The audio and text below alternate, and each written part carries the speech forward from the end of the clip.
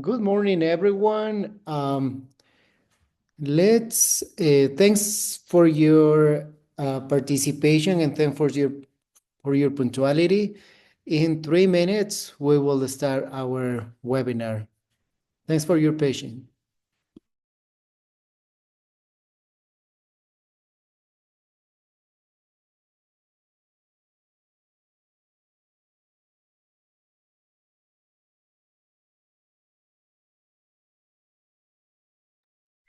Meanwhile, if you want, you can start writing in the chat. Where are you attending from? If you are from Ibarra, from Riobamba, from Guayaquil, from Quito, you can start posting in the chat. Thank you so much.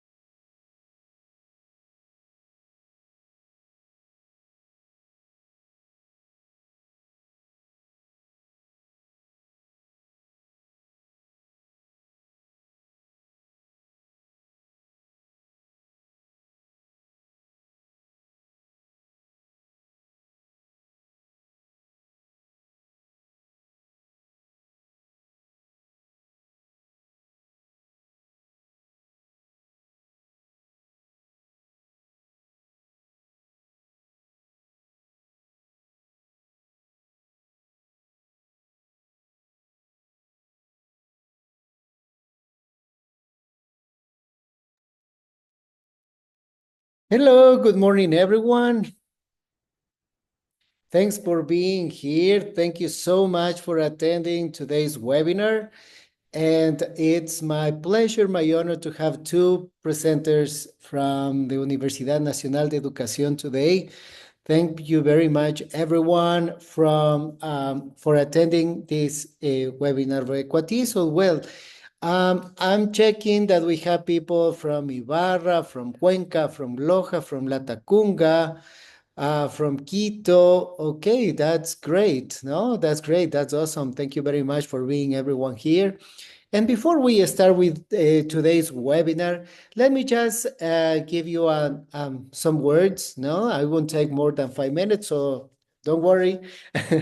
And well, these webinars are sponsored or organized by the Ecuadorian Association of Teachers of English to Speakers of Other Languages, ECUATESOL, which is an affiliate from TESOL International. And this round of webinar series number 1 is in partnership with Yachay Tech University, all right, who is supporting and collaborating in this round of webinars. A part of that, I would like to give my appreciation words of all the volunteers from ECUATESOL, Heidi, Paola, that they are here today, and they are always supporting us in all the events that we are doing. Remember, Yutam, also that this round of webinars is a little appetizers or pre-stage from the big conference that we are going to have in 2026, organized by ECUATESOL with the support of TESOL International as well.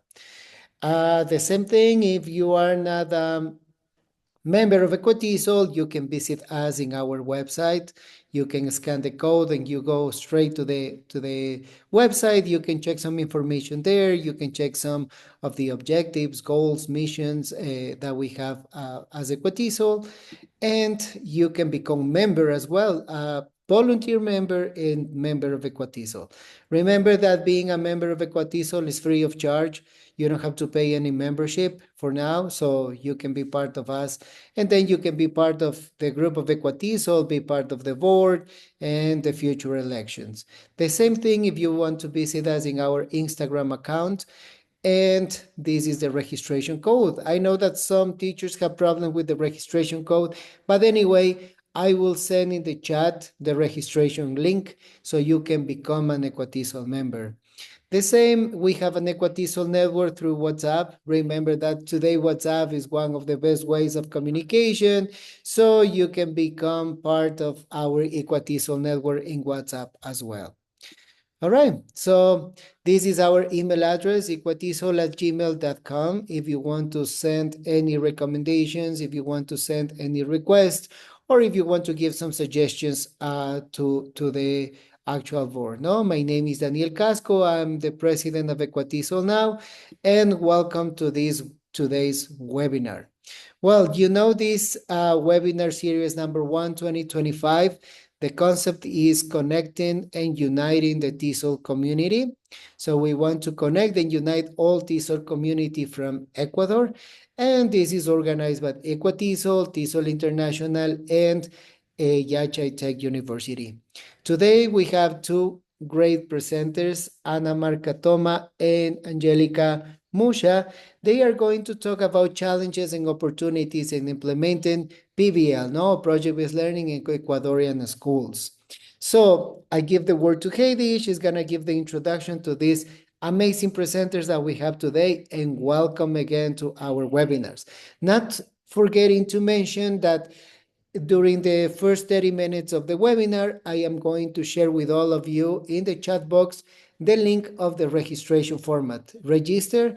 Remember that if you have the 80% of webinars attended, you will receive a certificate emitted from Yachay Tech University in ECUATESOL. All right, so Heidi, welcome, and the microphone is all yours. Hello, everyone. Hi, ECUATESOLs. Nice to see you again. And in this amazing webinar, today we have two amazing speakers. The first one is Ana Marcatoma. She has a bachelor's degree in English language teaching from Universidad Nacional de Educación, UNAI. Her approach to giving her students active learning has led her to a deep understanding of project-based learning. Currently, she's an English teacher at Quick English Corporation. Angélica Muzha is also a graduate of the PINE program at UNAI. She possesses expertise in effective learning methodologies that take learning outside the classroom. She's currently working at Charlotte English School, where she provides innovative and high-quality education. So give a round of applause to our two beautiful speakers, and let's see what they have to tell us today.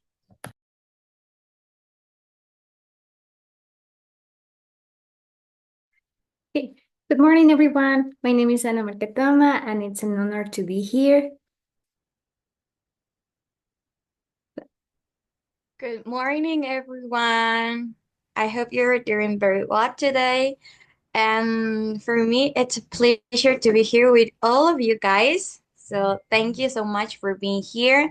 And I hope you can enjoy this presentation. So if you have any question, you can just tell us.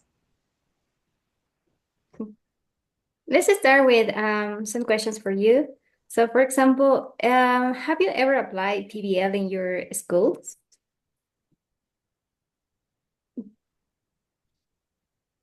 You can write in the chat.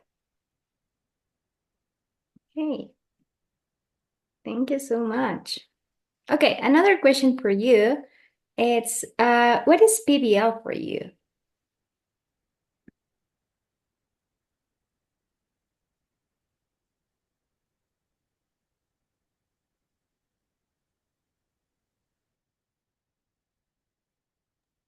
You can be free to open the microphone, raise your hand, or interact in the chat if you want.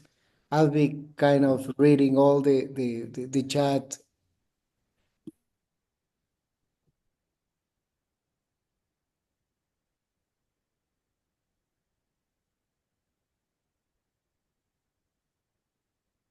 Yes.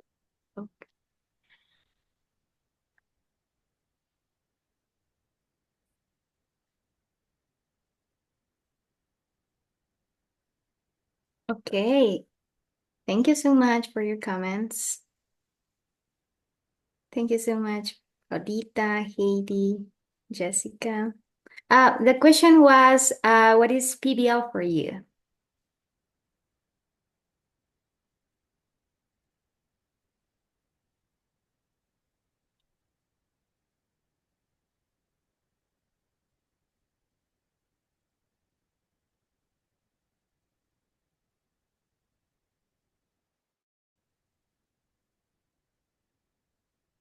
Very good. Thank you so much for your comments. Yes, actually, PBLs, stress learning through a project, beautiful. And also, thank you, Heidi, because it connects a language with real life situations. That it's perfectly, it's a perfect approach that we can use in our classrooms. Very good. Also, it helps us to communicate in a better way. Beautiful. We can communicate something in a better way. So that's amazing. Also, as I said before, and we said before, we can work with PBL, we can work in real world problems. So it's beautiful because it's one of the main focus of PBL. Beautiful is a way for communication, and excellent. It's everything based about a project. So they develop a project, so but based on a real life situations. Very good.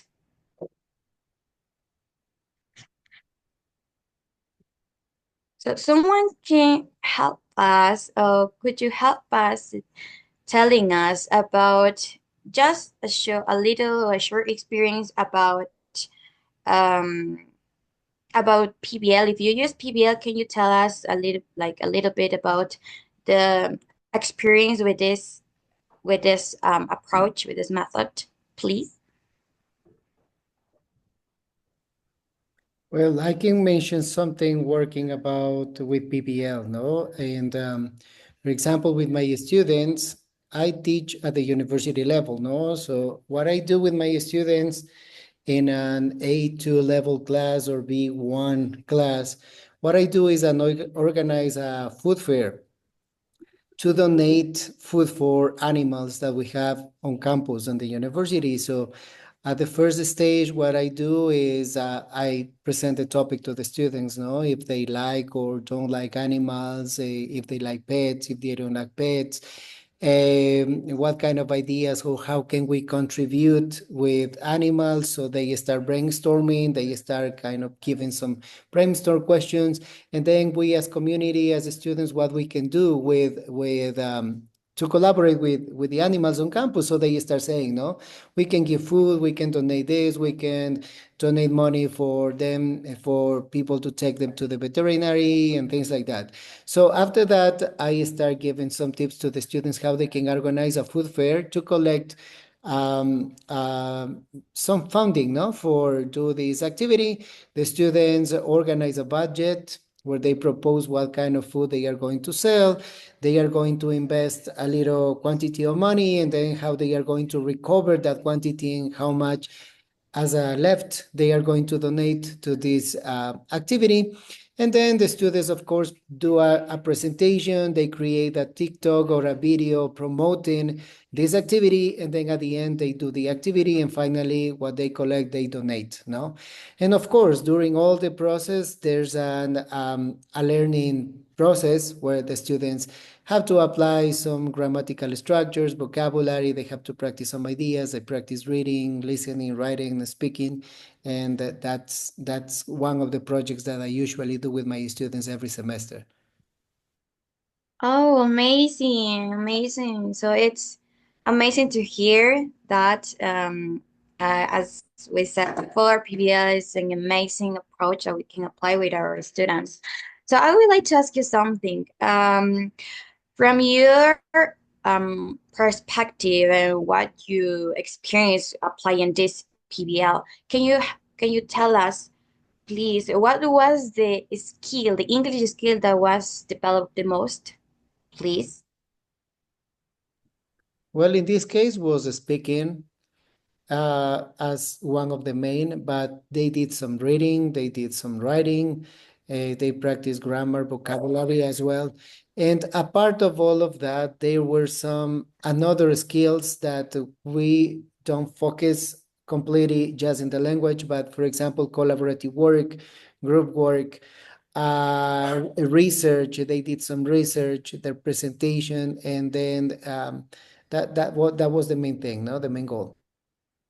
Yes, perfectly. So the collaborative work and everything, and that's the main point of project-based learning. So that's the main point that they can work together. The students can work together and develop a project, and after that, they can like have a result of the whole process. Not only about talking about developing English skills, but something else. So beautiful, amazing. So based on that, thank you so much for sharing with us about your experience. I would like to ask you if someone else has an experience using PBL. I'm sorry. I would like to ask a question. So, for example, when you apply PBL with your students, what could be the challenge that you confront when you apply this approach?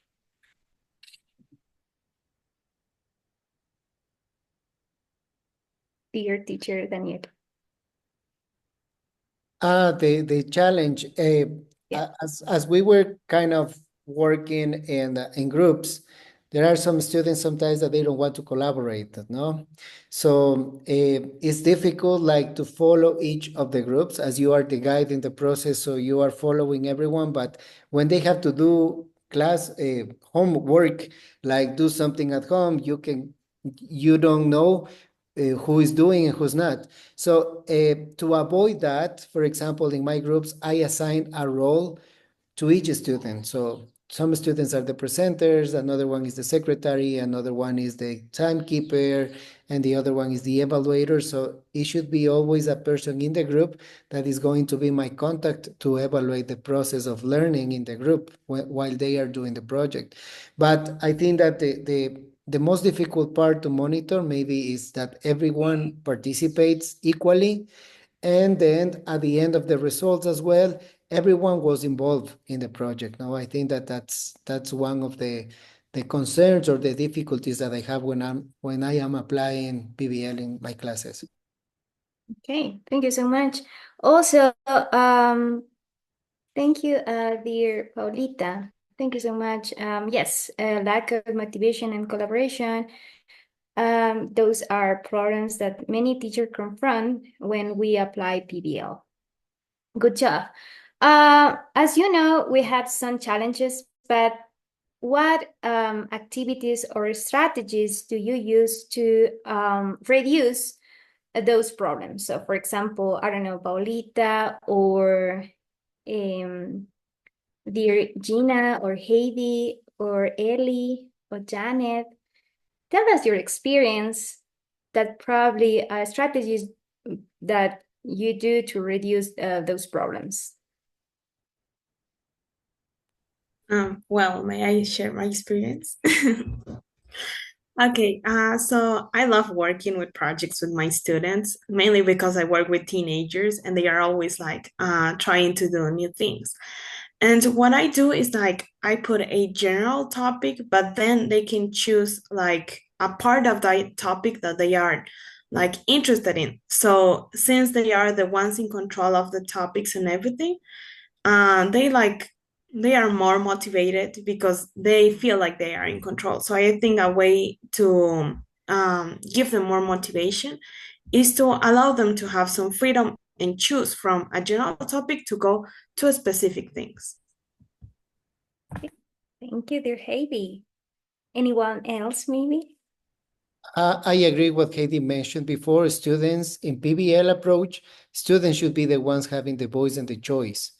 No, so they have to be the ones selecting the topics that avoids for the students the lack of motivation.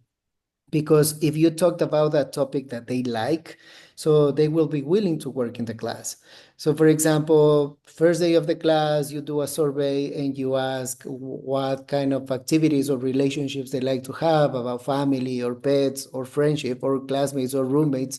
And then based on that, you can start choosing different topics and then the students choosing the topics that they would like to work in the class. So they should be the ones having the voice and the choice in the project-based learning.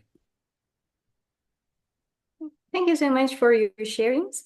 So for today's presentation, we prepared slides to show us our presentation. So can you see the screen maybe? Yes. Okay, thank you. Thank you so much. Okay, today's topic, as you know, is challenge and opportunities of implementing project-based learning in Ecuadorian school.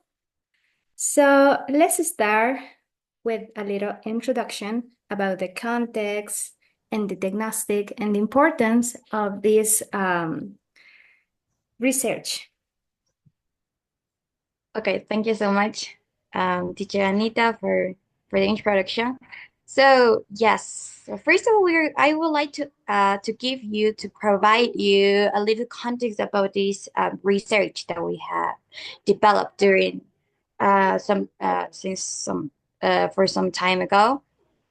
So the first one, the context. So we decided, first of all, why do we decide, or what did we decide to go and to research for this PBL approach? Because we were looking for real approaches that can help significantly to our students to learn English. So we was looking for that, for a real and significant approach. So that's why we found the approach project-based learning. So we were doing some kind of research about this approach and when or in which specific countries they apply this PBL approach. But then we wanted to go a little bit deeper in our country, let's say it like that. So, and then we found that project-based learning, this approach, there was a lack of research with it about this approach itself.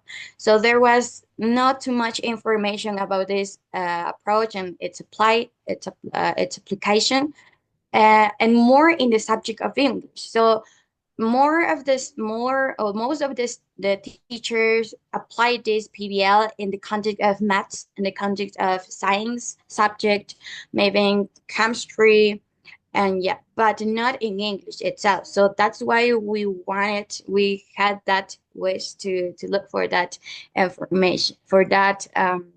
information about this and apply application for this PBL. Now, so as you know, in some time ago, we noticed that there is no application of project-based learning approach here in my city, in our city, that is Cuenca, and also in the and the Asagas province. So we were looking for that, and there was no any application of this PBL. So that's why we we decided to research about a little bit about this in some schools, in some specific schools, and we noticed that the application of small end of unit activities, they consider these as PBL. But PBL is not just a small end of unit activities. There is no like that. That's not PBL. PBL is something else. So PBL is a long-term application, a project that we need a lot of time to apply it because it has steps. So we have to fulfill with those steps and little by little. So we need time to develop PBL. So that's the main point of PBL. And that's why we decided to look for some teachers who have truly applied PBL. For example, not just small end unit activities, but the real PBL. So we look for that for those teachers, sorry. And then when we found them, we decided to look for their personal trajectory using PBL. So we are going to explain that to you a little bit more later. Who were those teachers? What did they do? And so we are going to explain that later. So in the importance, so that's why we decided to know what are the opportunities and what are the challenges of applying PBL within an Ecuadorian context and more with the English subject. So as Artica et al. To 2022 says, it's important to be conscious of English teachers, but more the different challenges and opportunities that you can have while developing this project-based learning, and more when teaching with this project, with this approach. So do you have any questions so far? Yes, please. More than a question, Angélica and Ana, is that something really important about your study is that you did in an Ecuadorian context, no? Because we can find a Yes. lot of information about PBL in books and other research, but something really important about your study that I would like to come up with that is that you did in an Ecuadorian context. So the value thing that sometimes when you want to apply something with different context is different, you have different results. But considering that you did in an Ecuadorian context is the validity of this research, no? That's something that I would like to add.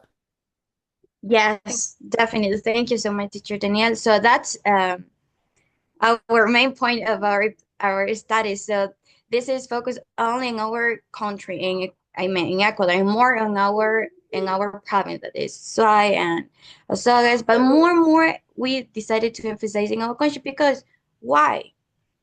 Why? Because there are a lot of application of PVL in other countries and in other contexts. So it depends on the context. You apply PVL, you have a different result. So and more and the learning of our students, the students learning, and also and the experience of the teachers. So that's the main point of our presentation and also our study. So thank you so much, Teacher Daniela. It's an amazing opportunity for our study. So let's move on with the next. So that's why we have developed the following research question.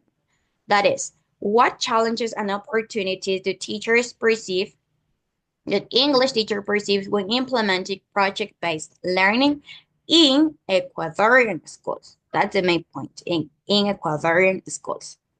So based on that, we have developed the different general objective that was to identify teachers' perception of the challenges and opportunities associated with implementing project-based learning in Ecuadorian schools. And also we have some specifics. So based on the general objective, we have a specific objective. The first one, what we want to know was to examine teachers' main challenges when planning and implementing project-based learning in an Ecuadorian classroom. And the next one, we have to explore the opportunities associated with implementing PBL in Ecuadorian schools and as teachers perceived by teachers. Okay, so let's know a little bit more about our study. Can you go? Thank you. So in that case, first it is important to review what is a project-based learning. So according by Sura et al. 2016, so basically PBL is a learning and teaching approach through which students gain the new knowledge and a skill where researching complex and realistic problems, as you mentioned before in the comments. So, but it is basically related with the constructivism theory because basically the PBL enhances students' cognitive skills by encouraging more excellent activities and creativities. Okay, so this is basically how the project-based learning work with this constructivism theory. So basically, our research was focused on qualitative study, and our participants was 4 teachers, so 2 from private school and 2 for public school, because our also perspective or perspective was to I don't know to research about what happened with private school, how they apply the PBL. And so we find different results.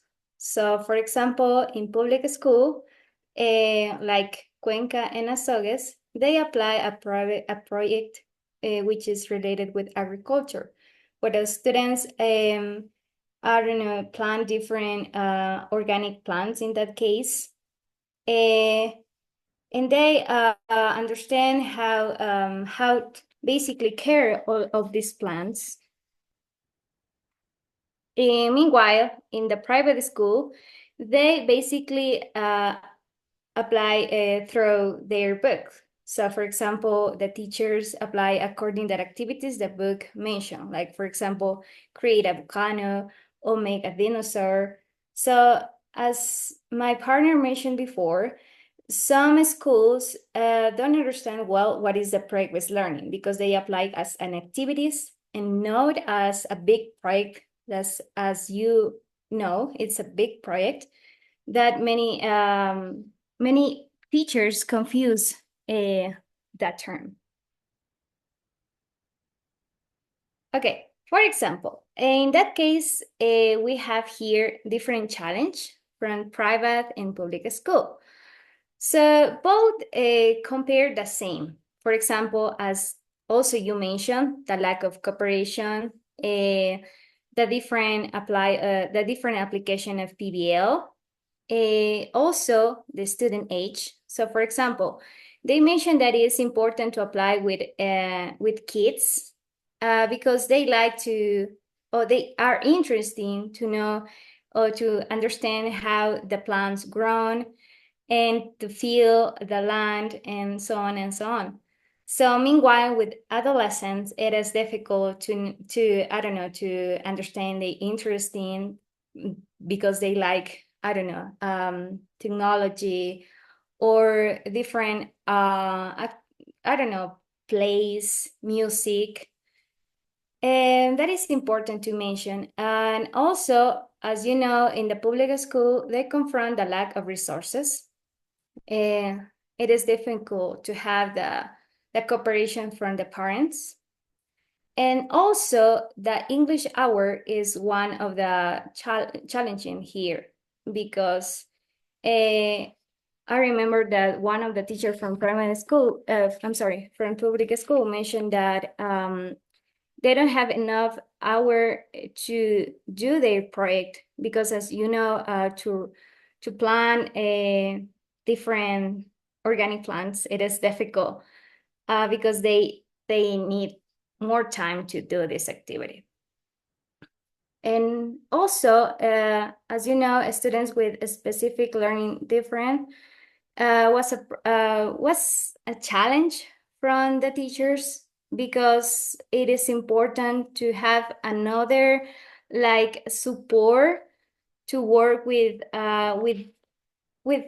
different students because, as you know, in public school we don't have we have a 35 students, and it is difficult to manage all those students. And this is one of the challenge that teachers mention that they handle with a PBL in this in their classroom. So, for example, one of the participants mentioned that a collaboration from some parents, and also then other teacher mentioned that from private school mentioned that they are overprotective parents and don't let us to do certain activities or things with the children. So it is basically related with our research by Tour County et al. 2022, which mentioned that the collaboration with parents and students are vital to do this approach, as you know, PBL.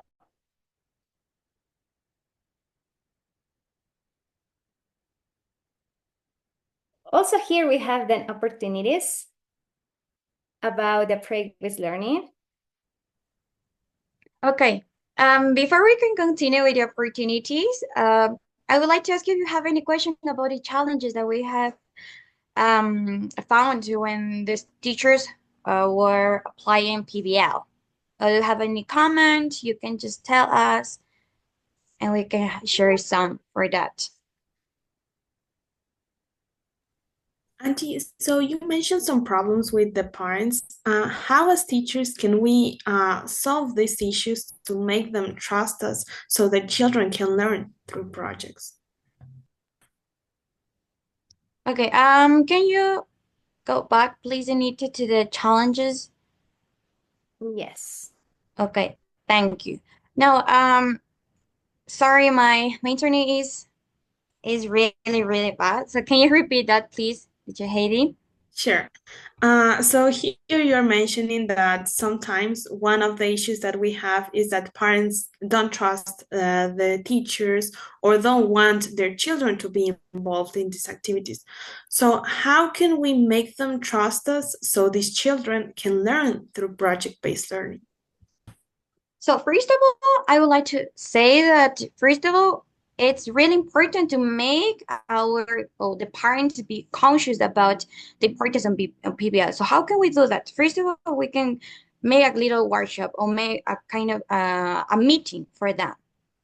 So we as the main researchers or the main researchers who are going to apply, the main teachers who are going to apply PBL.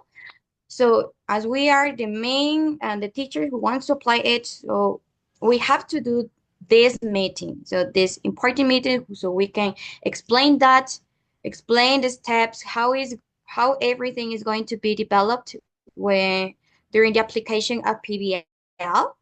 It's one of the most important, and also to let's say to gain that trust um, from part of our parents. So it would be amazing if they can see the process. So maybe not the whole process, but maybe just one day in specific, you can call the parent and say, please come here, see the process, what your students, what your children are doing while we are applying this. PBL. So it would be amazing if they can see by themselves what as teachers we are developing with their children. I don't know if I answered your question, Heidi. Yes, thank you. Thank you. Yes, teacher. Something that I would like to mention is that what you say, Angelica, is very true. No, I remember, of course, that I'm really, really old, but when I was children, when I was in the school, our teachers used to do sabatinas. It was in the middle of the year and then at the end of the year, where we as students we presented our things that we did in class to in front of our parents. So that's a good way to involve parents, no? And what you mentioned, Angelica, that's true. When I started doing these kind of projects with the students in high school as a vinculación project, we needed to involve their parents, call them for meetings, and then show with them what the students were doing in class. And the parents feel really proud and happy. Well, almost 99% of parents feel really proud and happy when see their kids speaking in English, presenting something in English. So that's a good way, what you mentioned, Angelica. Involve parents in meetings and final open houses or something. That's the best thing that you can do. Very good. Excellent. Thank you so much, teacher Daniel. So that's a very good, as I tell you, thank you for your comment. And yes, what it is one of the best way we can make our parents trust in us. First of all, teacher, because we are in charge of their children and also the project itself. So it's a very good way to make them be conscious about the importance of it, and also they can see the results. It's the results of their children, so they can speak in English. Also, they see like the collaborative work that they did, so they can see a lot of advantages when they are doing this, so they can trust a little bit more. As you said, it can be a 99%. So everything is not like, maybe everyone is not going to be like 100% in a trust with us, but most of them definitely they can trust in us and they can see the process, and more than that, the progress in their children. So thank you so much. So do you have any question? Anything else? So we can go with the opportunities.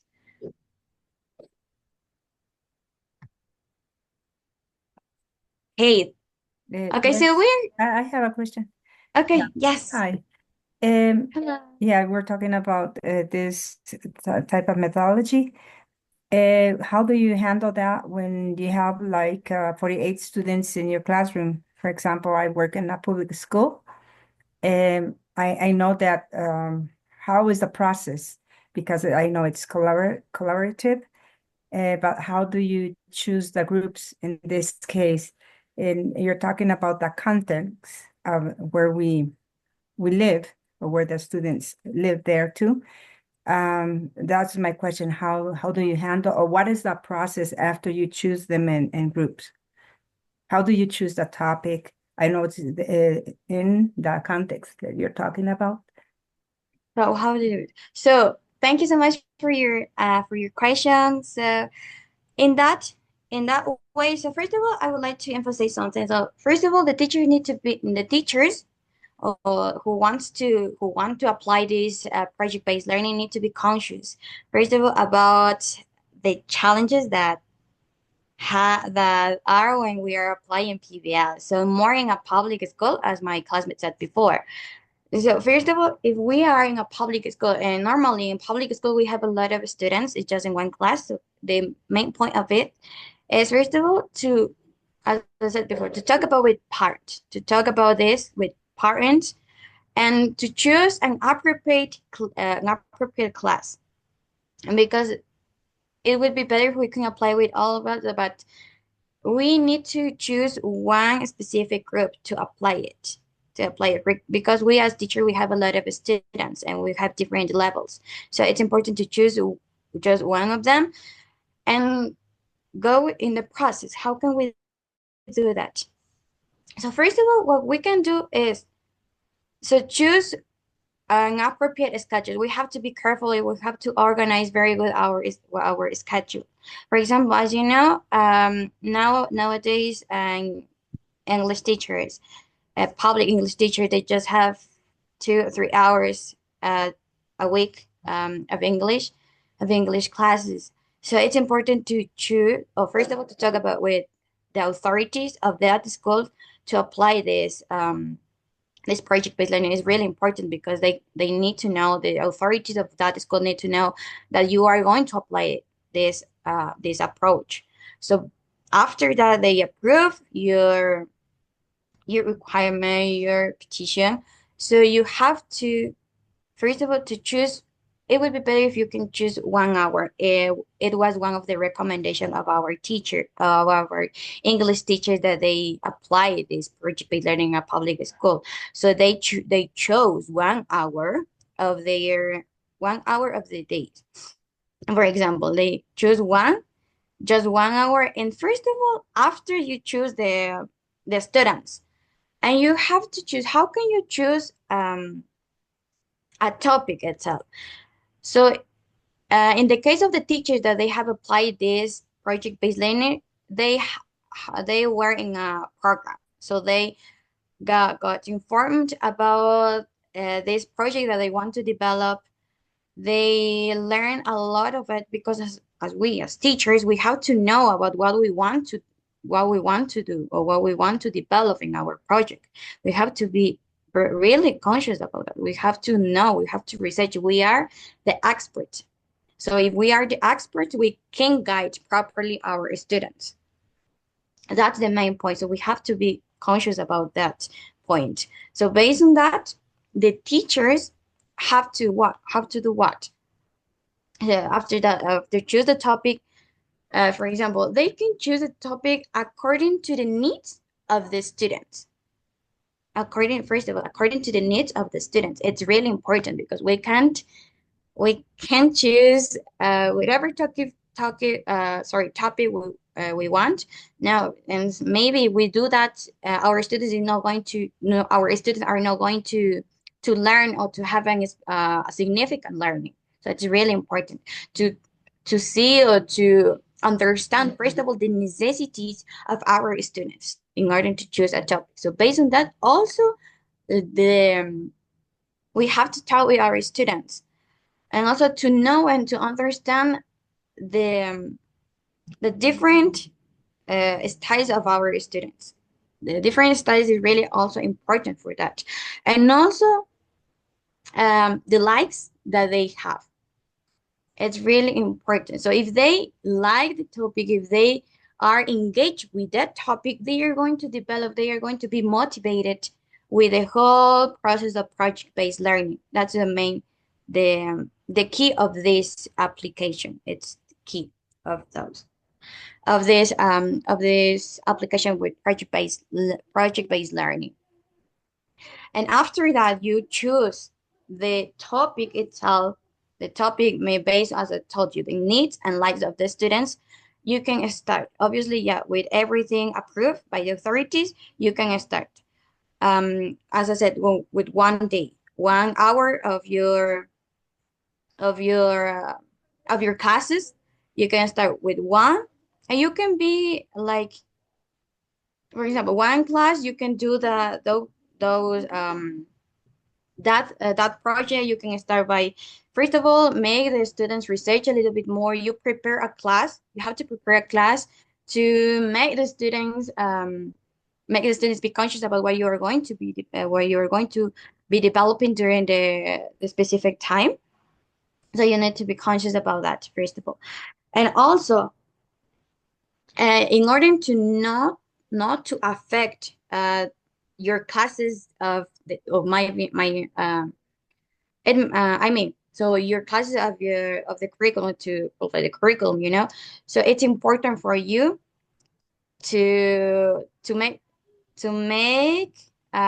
the parents know about this process. So one teacher who have applied this project-based learning said that she liked a lot of applying project-based learning. So and she needed to talk about with their parents. She had a meeting with their parents, and even the students and the parents, they both come to the school or go to the school on Saturdays. So they complete their process. Because, as you said, it's a long-term process. So they complete that those activities on Saturday. So also it depends on you as teachers. If you want to truly develop project-based learning, it needs to be conscious about if you want. So you need a lot of time. You need to invest in that. More like invest your time, because the other one, you can have help from others. I don't know if I answered your question, teacher. Yes, thank you very much, Angélica. Okay, I would like to also mention Thank that you. one of the comments that one of the teacher shared with us is that one of the strategy is divide the students into groups and then select like a president or representative to care of those classmates. And also it is easy to organize and notice that the students complete or know the tasks. As you know, it's difficult to manage the time. So for that reason, they mentioned that this is one of the strategy that obviously secure their process. Thank you. Thank you so much for your question. I love your questions. Thank you so much. So we are going to continue with the opportunities. What opportunities we found during the teachers application of project-based learning. So as my classmate said before, so both challenges and opportunities, they are developed from two. So for public schools and private schools. So in public schools, they have different opportunities. They found different opportunities when applying project-based learning. So here, as you can see there, so there you can see the most important opportunities that they found during the application of it. So the first opportunity that they found and they discovered while applying project-based learning was collaborative work development. So it was one of the main and the most important opportunities that they saw during, because as they were engaged with the topic, they liked a lot what they're doing. For example, in the case of public schools, the project that they developed was, as my classmate said before, about agriculture, and it was an school garden.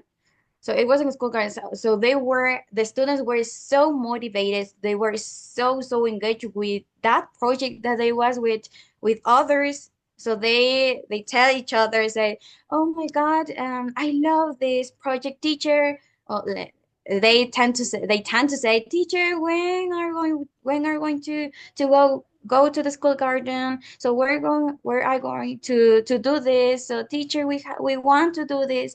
It's really amazing to do that. So they were so engaged that they want to work together.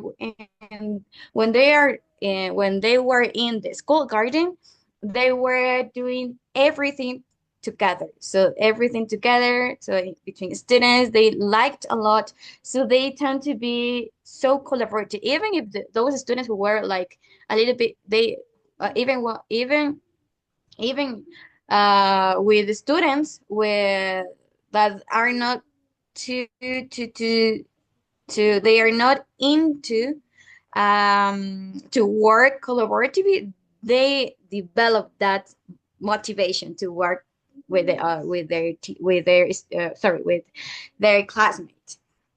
And so that's one of the most important opportunity. And also why? Because one of the teachers from public school mentioned that, as you say, as you know, in public schools, they have large and they have big groups, it's just in one class.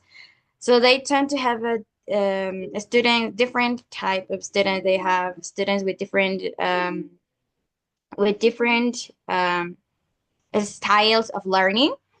So, for example, one student said that in one class, who were one class or the class that they were developing this project-based learning. One student had autism, and it was a little bit challenging, but the teachers saw and found an opportunity with it. So the other students tend to be more to tend to work too much with that student who has autism. So they tend to work together. The other students, as my classmate said before, they tend to help her to work there. Help her. They guided these students to be involved and to work more on that. So it's a very good opportunity. It's really good to apply project-based learning because you can involve everyone there. And the second opportunity that we can see here is the deeper students' understanding. As you know, project-based learning is an approach, as a method, it's an approach that you learned or the students learn by doing. So it's the main point of it. The students learn by doing, and it's amazing that because if the students learned while they are doing something with their hands, more than with their hands, they do something, they touch something, they feel that, so they are going to have a significant learning because they are touching, they are doing something.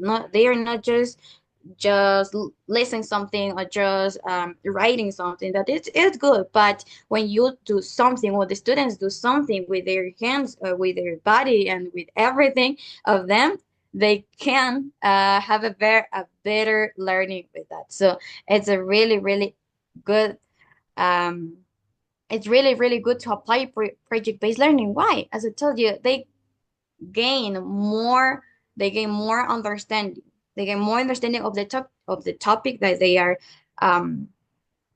learning. For example, in the case of the school garden, the teacher mentioned that, for example, while they were doing something, the teacher tend to explain that. So this is I don't know. This plant is tomato. I don't know. This plant is tomato. Please help or please look for the seed of these tomatoes. So the students tend to recognize, they tend to understand what the teacher what the teacher were saying, the teachers were saying. So it was really good for them. So they gain a deeper understanding. So they know what the teacher is where the teacher was talking about. Why? Because they were engaged, they were motivated with that. So they were paying attention to the teacher, paying attention to what the teacher was doing. Okay, so the next opportunity that we have here is the motivation building. As I told you before, while they are doing something that they like, they tend to be motivated, and more they tend to feel engaged with what they are doing because they enjoy what they are doing. So the motivation was there in the process, not just one moment, but in the whole process. That's why they tend to say to the teacher, "Oh, teacher, I want to go to the school garden. So when are we going to go to the school garden? We want to go there. Teacher, when? Teacher, when?" So they tend to say that to the teacher. So that's why the teacher found that motivation was one of the most important opportunities that we can see, we can find during the application of this approach. And also the next opportunity that we have here is English skills development. Is one of the most important. As you know, for example, traditional methods, they tend to the teachers who tend to use traditional methods, they can have a kind of impact on the students' learning.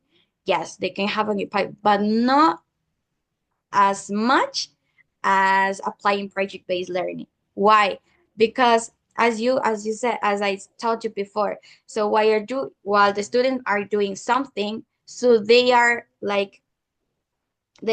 catching every single word, so they are motivated, so they are catching every single word, and more if it is English, because English, if they are little kids, it's a little bit more difficult for them to learn English. It's a little bit more difficult if we as teachers don't apply something or don't apply strategies to need method to approach properly or based on the students' need. But project-based learning cover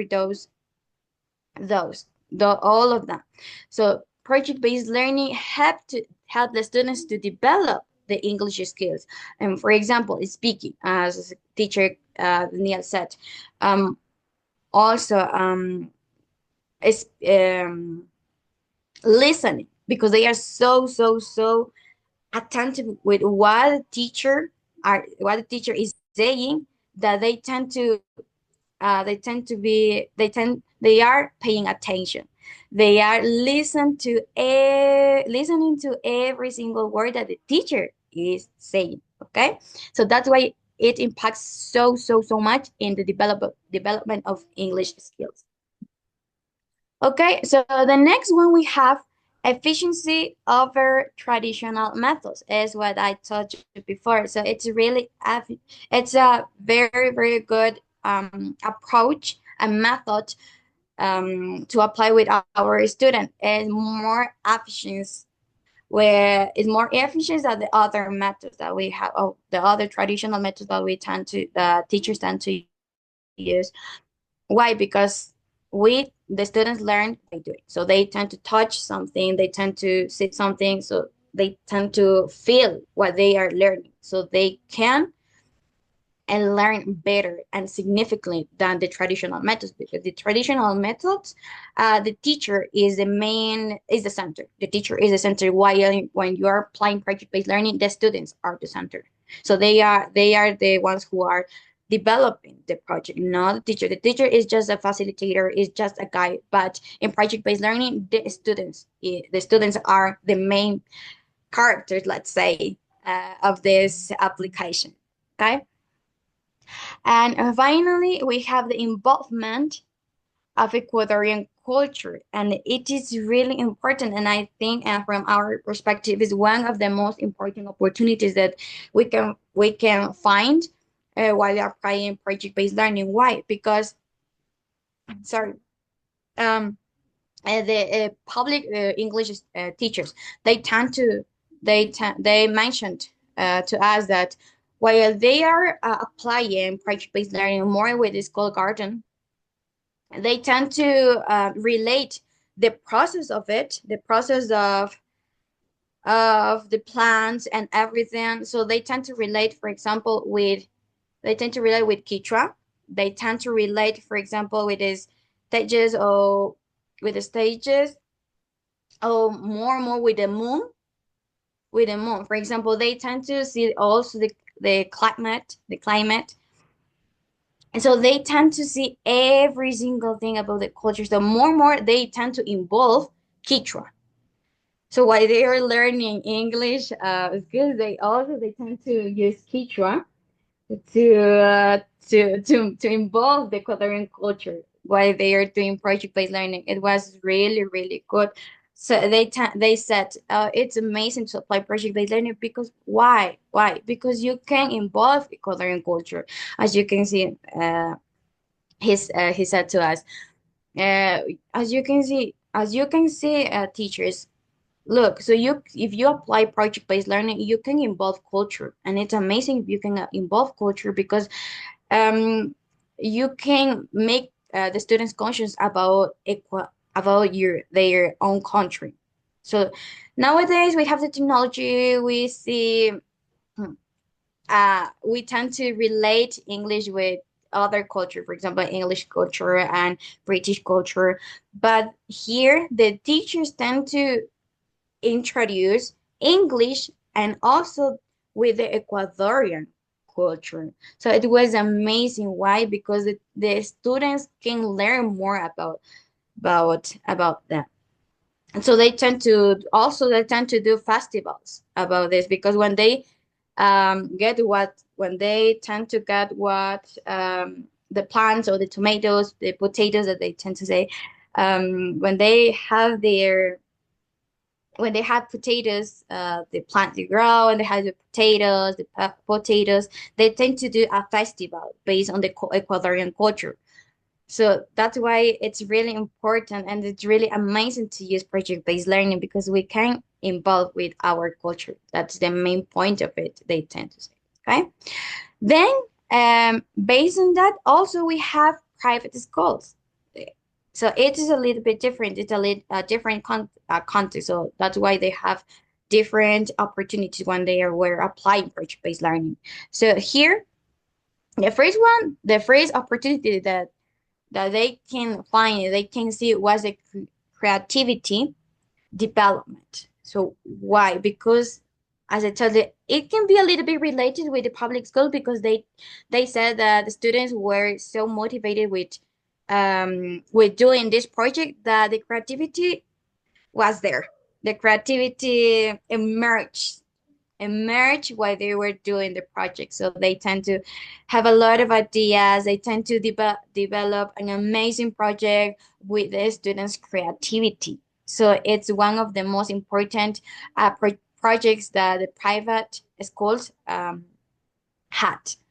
Another opportunity that private schools had was fostering the practice of English. It's a little bit different. Why? Because, as you know, in a context of private schools, the students tend to have a very good level of English. So they can speak, they can listen, they can write, they can produce, they can know, okay, they have knowledge about vocabulary. So they know English. But what is the main point of project-based learning here is that the project-based learning foster the students to truly practice English, because, as maybe some teachers tend to use, they say that they tend to use a little bit of Spanish in their class. So project-based learning, it helps, to foster the practice of English, the practice of this of this language within the classroom, within the school there. Okay?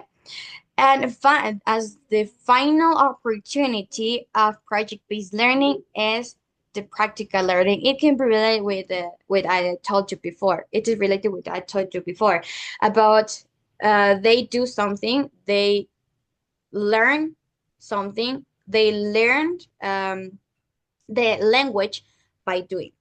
So that's why we said practical learning, because they can learn why they need by doing, by feeling, by touching.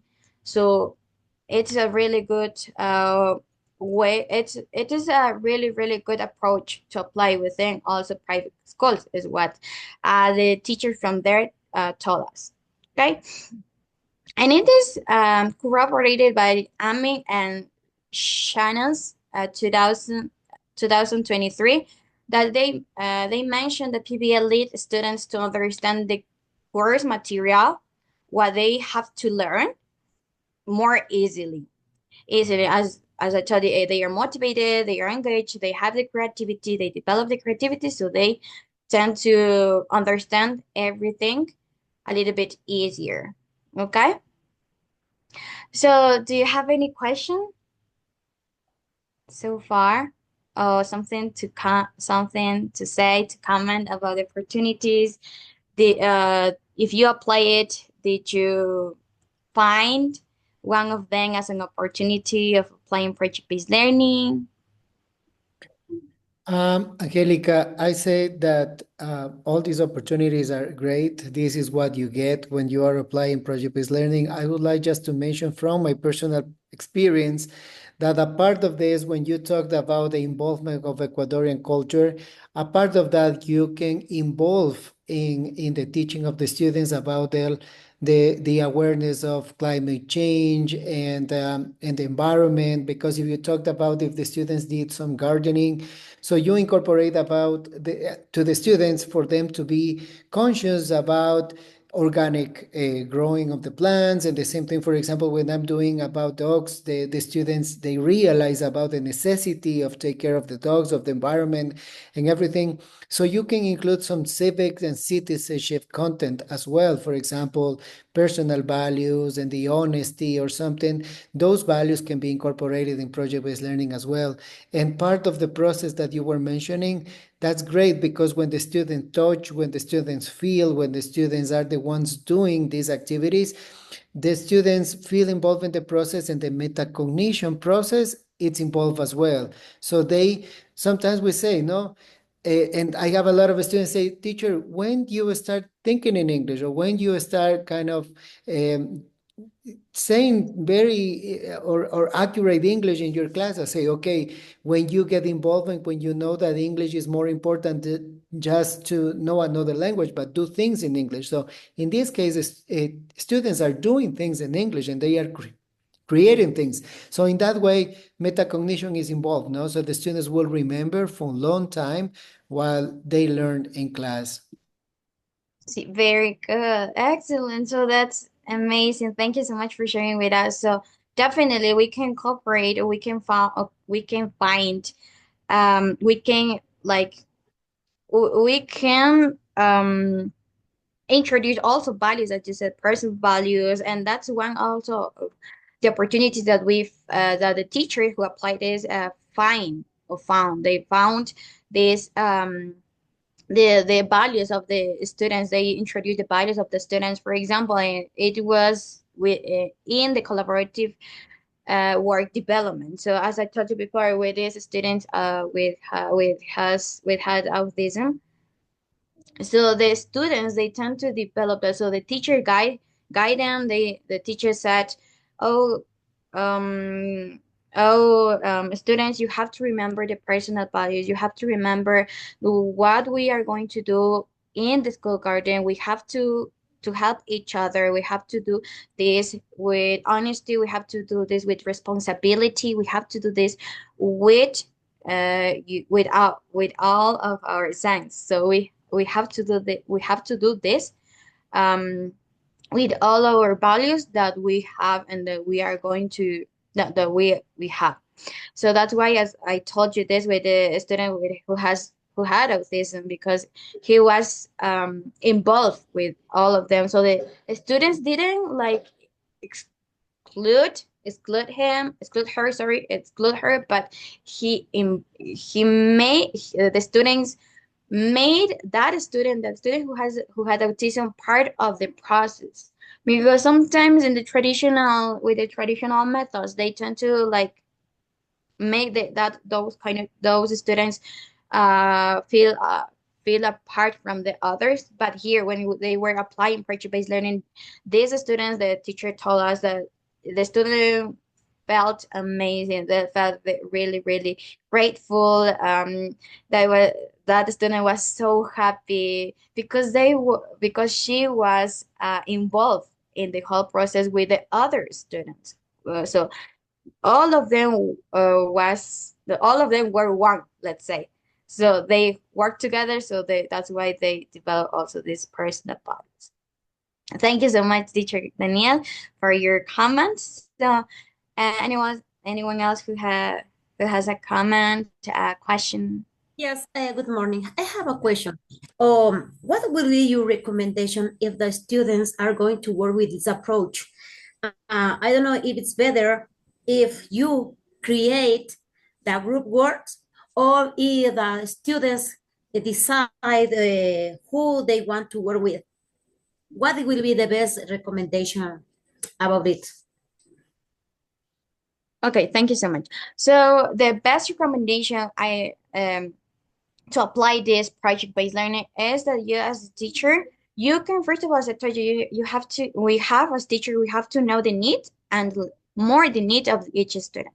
So based on that, we can know what students or what students can work with who. So which one can work with who?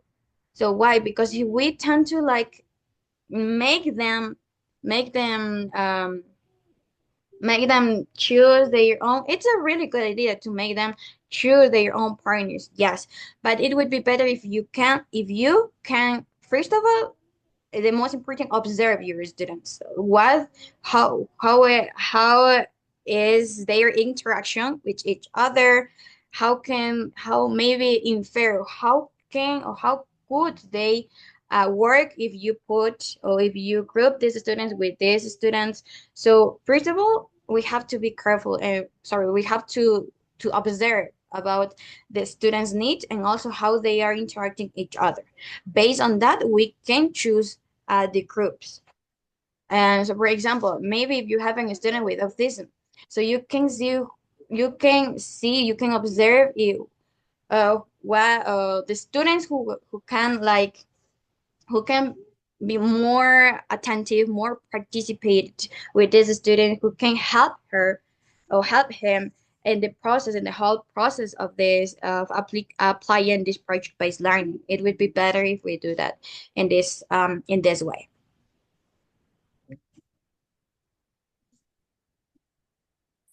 Thank you so much. Do you have any question? I know. Good morning. My name is Monica. I'm from Ibarra. Hello. I have listening to you all the time. It is very interesting what you say about teaching in the PBL approach. I would like to say that by means of this approach, we are teaching our students to expand their culture, right? Like Professor Daniel mentioned before,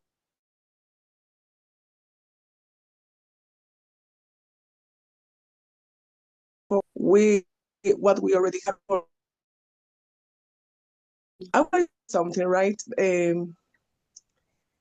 By means of English, students are developing this kind of approach, PBL, right? By means of English. So students are not gonna think like a worry, right? When they have to, at the moment when they have to apply English, they are thinking about the project, correct? The project they have been developing by means of the direction of the teachers and the students, etc. Right? So English, they are not gonna be worried about it, but English is important. I mean, students have to be well prepared with the pronunciation, intonation, enunciation, of course. So students, they are in a process of learning. But how important is a teacher be well trained, okay? Manage the English language first, of course, and of course, the PBL approach. How important is it? Thank you. Thank you so much for your comments and for your question.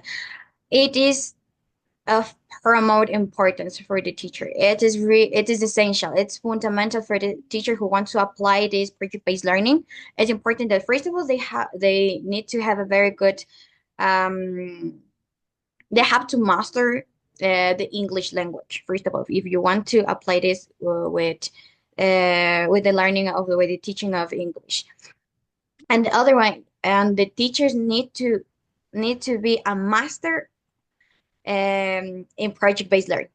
So they need to know what is the process of project-based learning. So they need to know each step because they are going to be the facilitators and obviously the guiders, and obviously they have to prepare the students. So they need to know what they are talking about. So they are going to teach to the students and what they are going to develop, because it's this is the teacher responsibility. So the teachers have to know very good the English, and also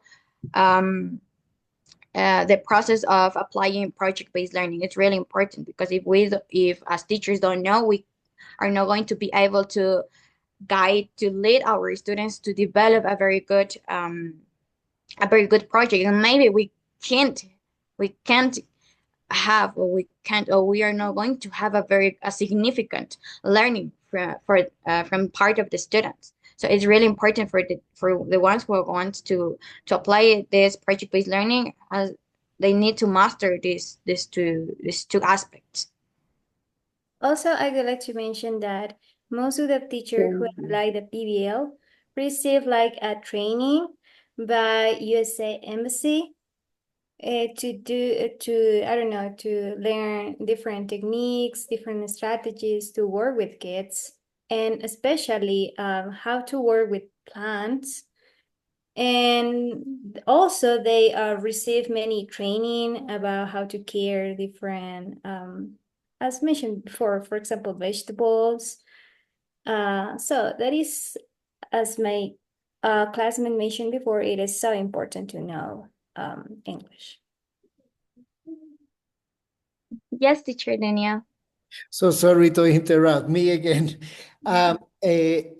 Answering question that Professor Monica has is like, yeah, we need, and Angelica mentioned, and Anna as well, it's extremely important the level of English that the teachers might have, no? So that's why now in Ecuador, we have a lot of programs. For example, Ecuador Habla Inglés program from the U.S. Embassy that is supported, where you can be part of this program so you can improve in your level of English.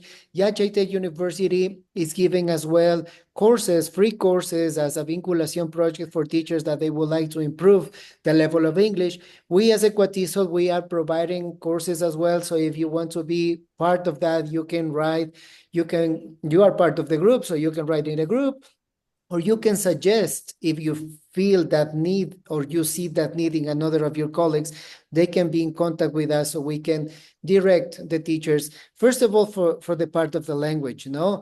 Another one is from the part of the PBL approach. The PBL approach, as Angelica and Anna were mentioning, sometimes teachers, we tend, and that was a misunderstood that I had before as well, that project-based learning is to do a project in the class, no? So let's organize a group of the students, take a piece of paper, read, and then present, and that's my project. So it's not like that, no? A project-based learning goes further than that. It's a complete approach that it has different steps. So those steps you have to follow as a teacher to implement this in your class. If not, you are going to be frustrated because you won't get the results that you want in the students, and the students will be confused because they don't know the steps and what they have to do in the project and what's their part in the complete project. As Angelica and Anna were mentioning before, this was provided by the U.S. Embassy, a training course. Teachers were trained, and we as ECUATESOL, and with the support of YACHAI as well, we are going to start a training in PBL approach as well. And if you are interested in that, please contact us through ecuatesol@gmail.com so you can be part of this training. We are going to start next week, that training course in PBL approach, how to implement PBL approach in your classes. And Carola was asking as well about how to implement this approach when you have large classes, no? That's the reality that we have in Ecuador. We as English teachers, we have classes of 50 students, 45 students. The shortest class that we have sometimes is 30 students. So how do we do that? Giving responsibilities to the students, giving the voice and choice to the students. So you can be the monitor, the guide, but knowing each of the steps that you have to follow using this approach.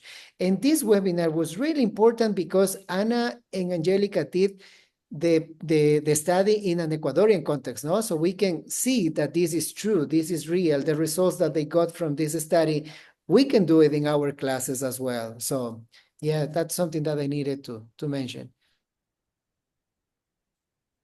Thank you so much, teacher Danielle, for your comment. And it's true. It's really true. So it's the reality of our country. So in our public schools, we have large classes, and it can be a challenge for us to, if we want to develop or we want to apply project-based learning. So as teacher Danielle said, mentioned before. So we can provide for each student, or for each student, a responsibility. So if they are responsible for something, they are going to develop that. They are going to have that, and motivation, also the responsibility to complete something. So if they have, so each one of them are going to develop, and they are going to apport, let's say, or they are going to give something, they are going to do something in order to complete the whole process of applying project-based learning. Okay, so thank you so much for your comments. Okay, then we're gonna share you with you about the reflections and recommendations from different teachers who work, as mentioned before, in public and private school. So, for example, one of the recommendation from teachers who work in public school was use a digital platform like a blog. So it is useful because you can, I don't know, upload different activities or different photos to the parents, see how their children's work in that project. Also, use different methodologies. For example, like TPR method, SONS, to basically catch the students' attention, and they also focus on their interest to increase their participation. And also increase the parents' participation. Most of the teachers mentioned that you can use like a consent letter to like promote this participation. And also in the exploration of proposal practice learning, I mean like research how we can conduct this project. As you know, research what are the steps. And also, teachers who work in private school mentioned that it is important to work with different subjects, like with maths, with literature, with science, because all of those subjects, it is essential to work or to execute correctly with PBL. And then organize different plans to work in the future. Also, if, I don't know, to meet with other teachers and know different strategies to continue to improve, especially English from the students. And also, the most important here is the training. As you know, the PBL is a big project. So for that reason, it is important to look for different, I don't know, institutions to help with them. For example, one of the teachers mentioned to go to the Universidad de Cuenca, and in that place, there are training for PBL guided by Cambridge. Also, don't forget to continue training, especially with our, as you know, with our level of English, because it is essential to teach correctly for the kids. So that is one of the recommendations. Do you have any question until here?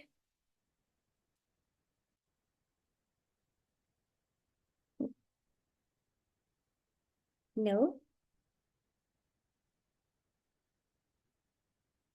Okay.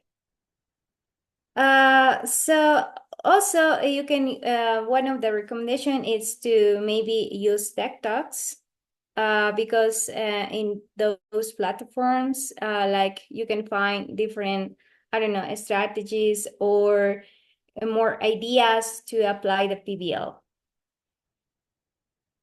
So in that section, we have our conclusion. So for example, basically it is important to examine teachers, but it is related with our first objective, which was to examine teachers' main challenge when planning and implementing project-based learning in Ecuadorian classroom. So, for example, one of the challenge, as we mentioned before, is like English classes. As you know, is one of the problems to probably develop this project. And maybe we don't have enough resources. But one of the result or one of the recommendation that one of the teacher was to create on words on resources. I'm sorry. So basically, public and private school confront like lack of parental cooperation, the students' proficiency. In that case, is that as you know, the kids has many have many problems, especially with English. Because they are still learning to have to improve their mother tongue, in that case Spanish, and sometimes they confuse some words in Spanish and English, and so for that reason it is related with students proficiency in Spanish. I'm sorry. And yeah, that is one of the challenges that they confront. So then we have the opportunities, dear Angelica. Okay, sorry. I thought. Okay, thank you. Thank you so much, teacher Anita. And finally, the conclusion that we have for the opportunities associated with implementing project-based learning, we think, and I mean, women in Ecuadorian context, as perceived by teacher, is first of all, it as we mentioned before, it is divided in public school, between public school and private school, and so both contexts have different results, have different opportunities when applying project-based learning. So the first, in public school, so the collaborative work with, as we mentioned before, it's one of the most important opportunities that we can see and we can have during the application of project-based learning.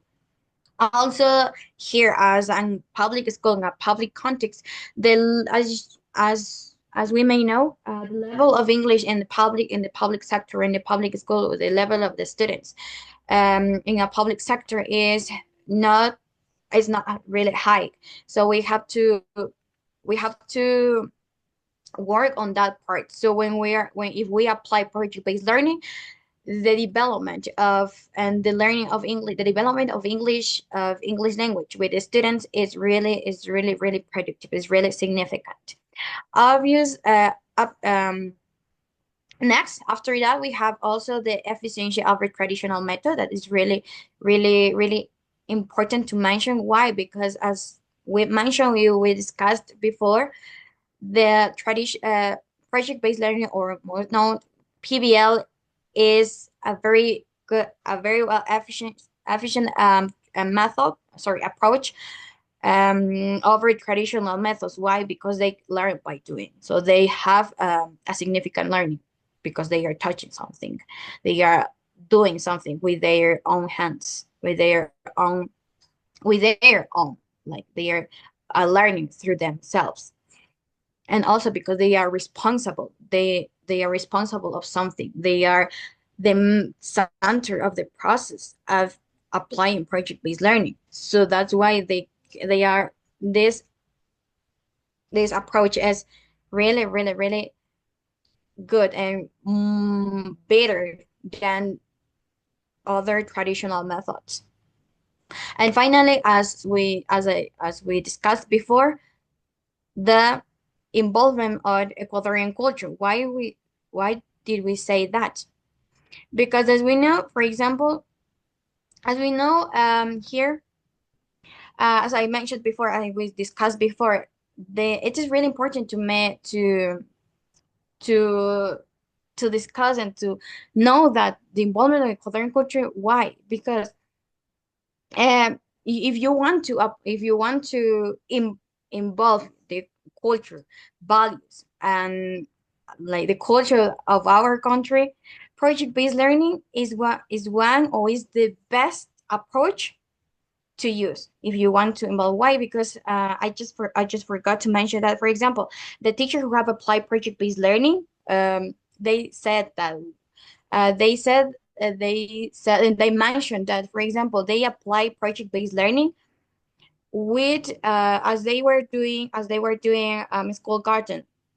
So they have to look for also about the different celebrations that than Quechuas on the Quechua culture, the Quechua language it is used. For example, they have, or the teachers and students need to be conscious about the days. They need to be conscious about the months, because they have a schedule to fulfill. They have an organization to follow. They have to follow they have to have a result where in a specific time. For example, they tend to say that after a specific time, after a certain months, they tend to celebrate the Kuya Raimi. Then they tend to celebrate the Kapak Raimi.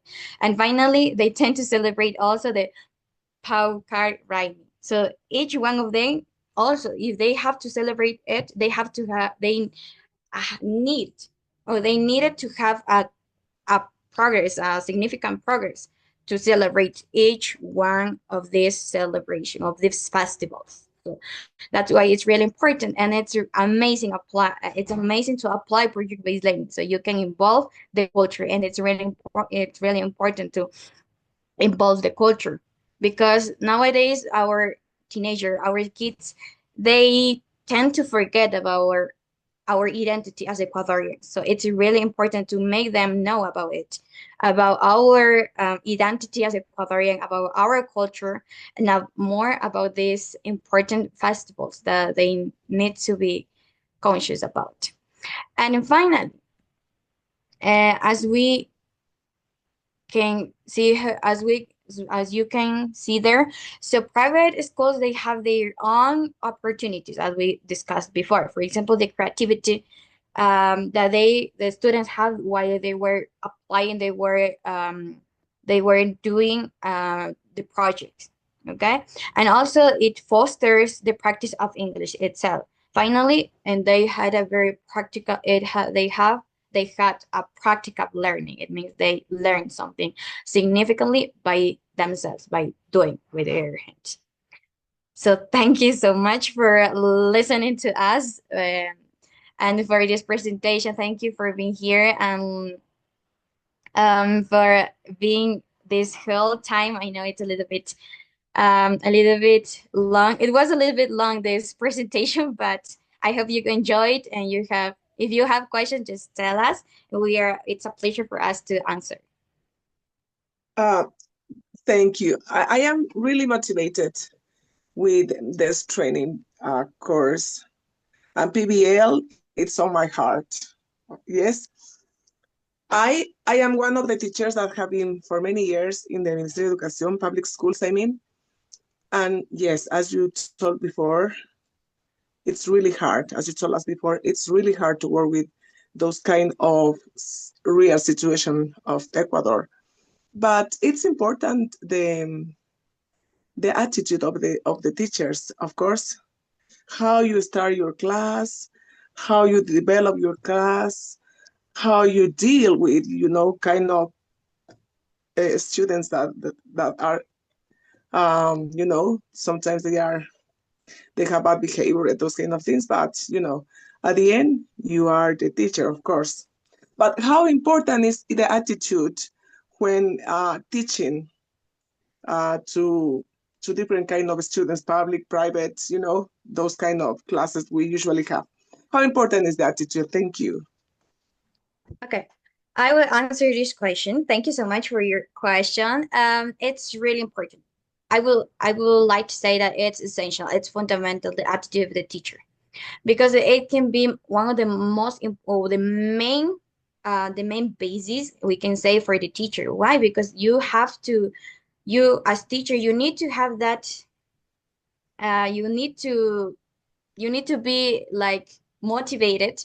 You need to be motivated to apply this. So if you are motivated to your attitude need to be really, really, really good. Why? Because this, as we mentioned before, this project-based learning, it's a long-term process. it's really, really long. And if you need to have that, you need to have that disposition to develop every single step, the process of it, the students' attitude, because it's really important. Sometimes the students may get tired, but your attitude can change that.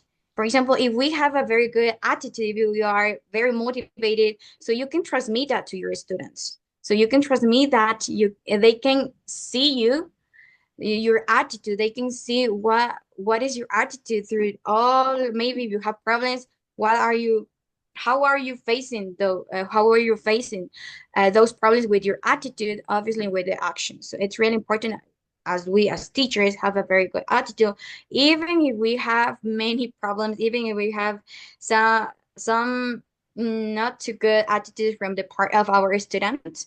So it's really, really important for us as teachers to have very good attitude at in every single minute. Let's say that every single second is really important.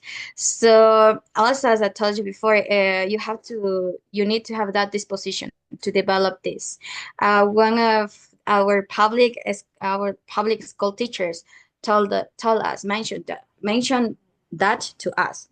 She mentioned that she had that disposition to develop this long project-based learning, this long process of project-based learning. She had that disposition.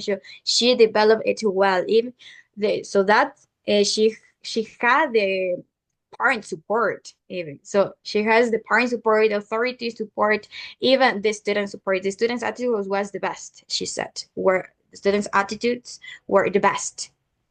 So I'm sorry, continue. let's say thank you. Okay, yes, I would like to share like a quote that one of the teacher mentioned when I was doing my practicum.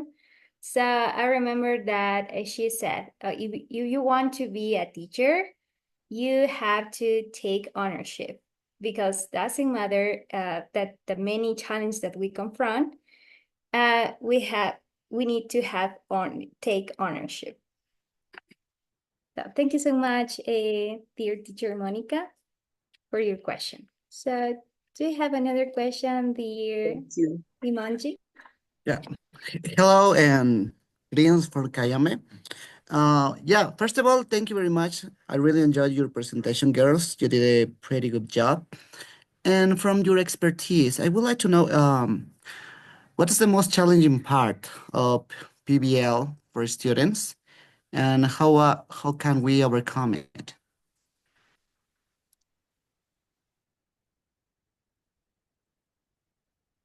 Okay, so basically, according to that experience that many teachers tell us was that specific the parents cooperation. This was most of the challenge that they confront. But basically, as we mentioned before, it is essential to like make consent letter to reduce those problems. And also, one of the most challenging, let's say, aspect about implementing project-based learning is the authority support. So you need to have the authority support if you want to apply this approach in a public, whether it would be in a public or in a private school. So you need, first of all, the support of them, the authorities. If you don't have this authority support, so it would be a little bit harder for you to develop the whole process in the school. Okay, thank you so much, Limonji. So yes, Dina.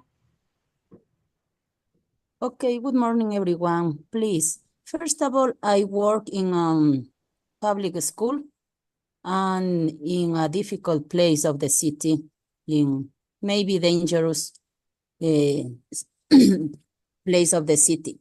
But could you share or could you help me with ideas about your experience how do I work with PBL with kids from 6, 5, or 7 years in that situation? Because it's a place of the city difficult with parents, with poorness, and we have only 2 hours per week. It's so difficult to improve this. Could you help me, please? Because, for example, I share fruits for tomorrow or for next week. They don't remember anything. Could you share some ideas, please? Okay, sorry. Okay, yes, sure. So thank you for sharing us with the situation that you are going through. So as there situation like that, it's really hard for us like teachers to develop a significant or to teach a significant content for our students. And first of all, I would like to mention that it's really important the parent support. It's really important because if they don't know or they don't want or they don't have the disposition or maybe they have it they can't, so it would be a little bit harder. But how can we make the students parents be conscious with that? So first of all, do a meeting, meet people, meet the parents and meet the parents, talk about this. First of all, make them conscious about this, the project that you want to develop. And also, if they don't want to support in this whole process, you can you you can show examples. You can show maybe um there are some videos that we watched before about the application of project-based learning. So you can incentivize, you can motivate the parents to uh to be part of it because they need to be part of the whole process. Even more if their kids are 6, 7 years old, because they are really they are little. They are kids. They are little kids yet. Still, they are still little kids. So we need to have the parent support, and more if we are in a place that is not too safe for our students. We need to have, and also I would like to say that we as teachers, or you as teacher, we need to have that disposition to do that, to be in the whole process of the um and the whole process of the of applying project-based learning is one of the most important. And how can you develop that? First of all, the students, the students have to do. How can we make the students remember more if they are curious by repetition? But also complementing project-based learning with another strategies. For example, TPR, total physical response. They like it. They really, really like it. The TPR strategy.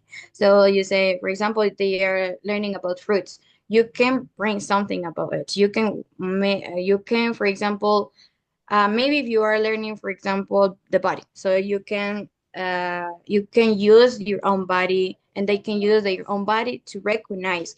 And for example, in it also to you need to apply it in to make them remember, to make be conscious, or to repeat, or make them remember, or make them remind about the vocabulary that they learn. For example, make them be conscious about. Or for example, I like to apply the following. For example, let's say in this classroom we are not going to say manos in Spanish anymore.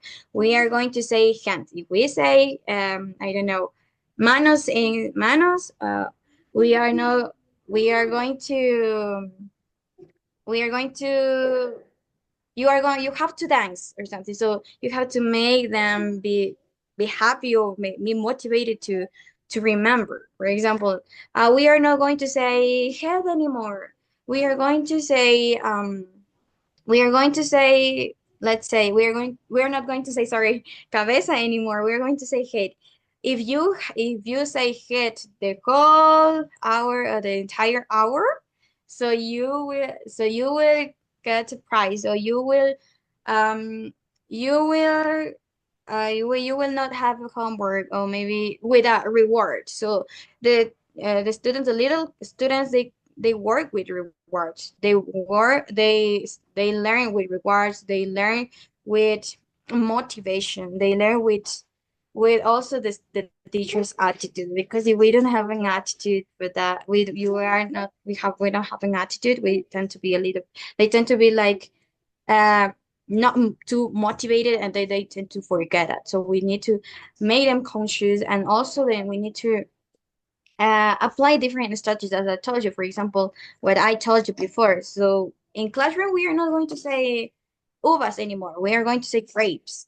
If you say grapes the whole class, you will have a reward. You will have maybe a happy face in your hand, and so they get motivated, and they tend to learn. So to be motivated and learn. And for applying project-based learning in a situation like in a dangerous situation, um, also we need the authority support. It's really important to have the authority support. If we don't have authority support, it's a little bit harder for us to develop something. And also, as you said, we have just 2 hours. So if we as teachers have the parent support, also the authority support, we can develop, if we have the disposition to do that. So we can go, we look for a solution. We can look for a specific maybe time. For example, on Saturdays, as one of the teachers tend to do, on Saturdays you can continue developing it, or maybe you can use one of your hours for the project, and for the other you can follow the curriculum. It's one of the ideas. One of the ideas I can give you. I don't know, Teacher Anita, if you have another idea to share with us. Yes, so I think the best strategy to use with little kids, it's like songs. For example, let's imagine that you are teaching preposition. So for example, you can use their own resources like chair and their backpack maybe. Okay, and you say like, okay, where is your backpack? So put your backpack on the chair. So maybe the kids put the backpack on the chair, then under the chair and something like that. Or maybe sounds like when you are teaching present progressive, or as known as continuous, you can sing a song like, what are you doing, guys? So for example, I don't know, kids maybe respond like, what are you doing? Maybe they respond like, we are running, something like that. In the case of this dangerous situation, I agree with Angie.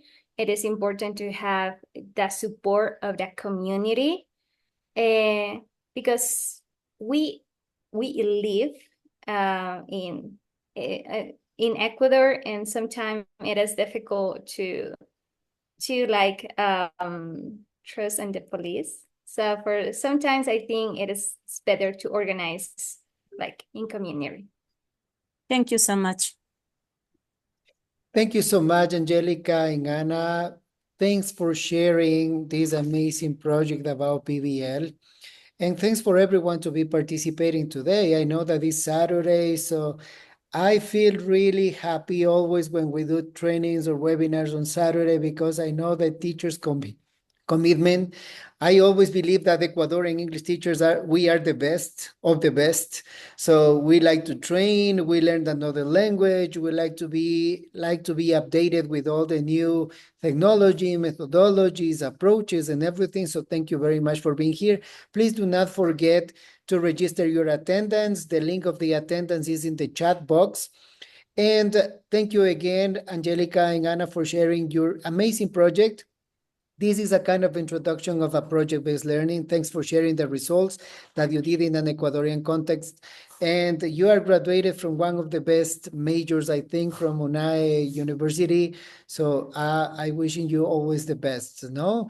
And thanks for supporting ECUATESOL. I hope that you are a member now of ECUATESOL. If not, please follow us in the ECUATESOL network and register as a volunteer, as a member. And thanks again. I really appreciate your help. Now, for all the other teachers, thanks so much for being here. This is the QR code, so you can join the ECUATESOL network, and this is our email address as well. Gina, that you were mentioning about knowing a little bit more about project-based learning and having more opportunities and maybe more ideas. So ECUATESOL is organizing with Yachay a course of 4-week course of project-based learning approach, how to implement the 4 C's of critical thinking, and how to implement a project-based learning, and how to create effective lesson plans for project-based learning in English classes. So if you want to have more ideas, if you are interested in that, please send us an email or contact us through WhatsApp. The training is completely free. It doesn't have any charge. All the activities that we are organizing as ECUATESOL, we are doing with the support of universities and volunteers that support ECUATESOL. And remember, for all of us, we as teachers, we change lives. So now living in Ecuador, as Anita was mentioning before, now living in Ecuador is being every day in danger.